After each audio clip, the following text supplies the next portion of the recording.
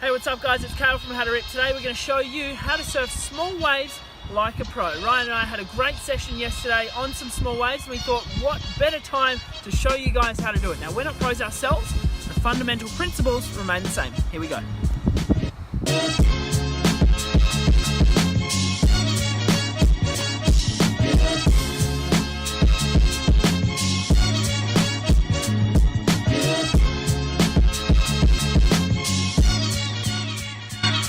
Alright guys, so the first thing that we have to remember about surfing small waves is that we can't surf well, we're not going to have fun if we're on the wrong board. Now this is a really common mistake that people make all the time, and it's easy to make because you don't know. And if you're new to this sport and you're buying your first board, well, it's not really going to allow you to tick all the boxes. But as you progress, we need to introduce multiple boards for different conditions. So we're going to touch on that now and how different boards will react in different surf. But we're going to focus on small, shitty waves, just like we had yesterday. So let's start down here.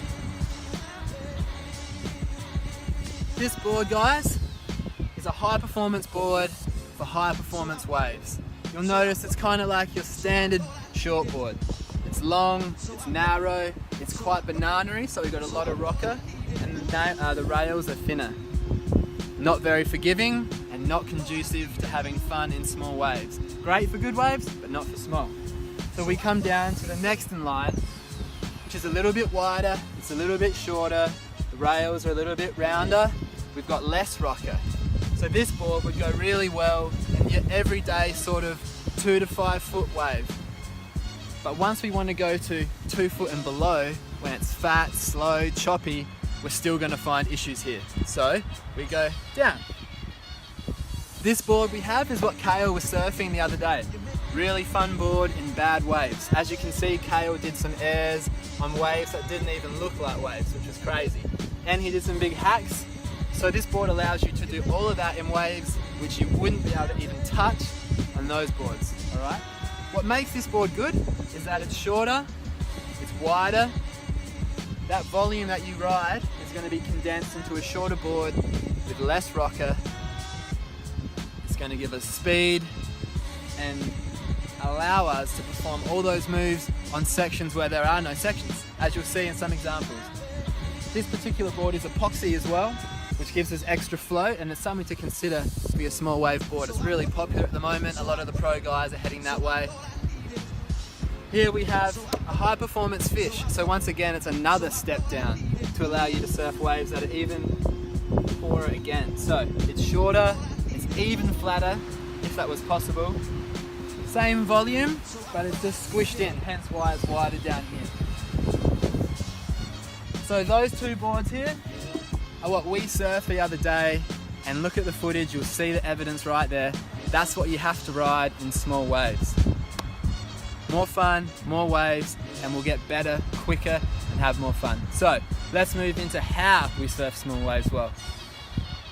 Now surfing small waves is difficult because they don't offer you the power that you need to have as much speed as you want. So the key is to actually generate your own speed, and that actually starts from the paddle.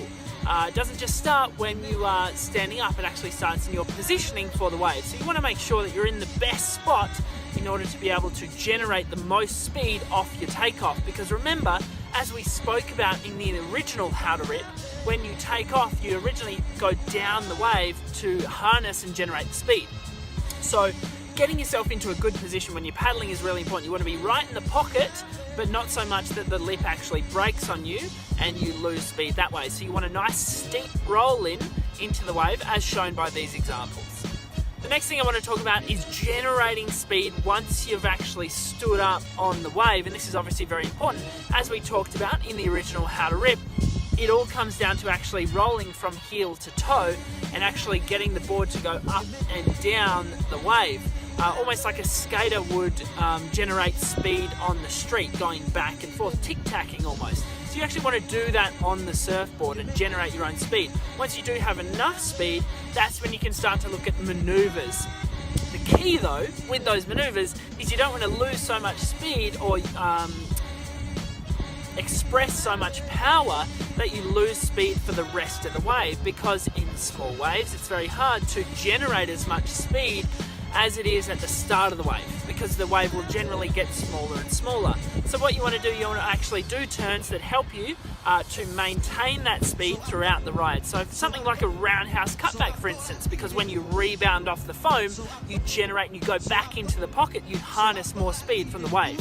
Something like an air reverse like this, is a little bit more critical, and you are probably not going to be able to do another turn after that air in a small wave. So it all comes down to managing your speed, generating it first, then managing it and spending it wisely.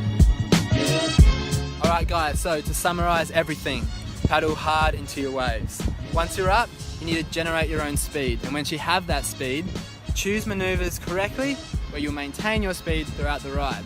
But you can't do any of that if you're on the wrong board. So choose boards that are flatter, wider, and a little bit more volume than usual. And that will let you surf small waves like a pro. Thanks for watching, guys. As always, make sure you like, subscribe and share this video. And if you want to hear more or learn about more things, make sure you comment below. Stay tuned for plenty more videos coming up this year from the guys at How to Rip. We'll see you soon.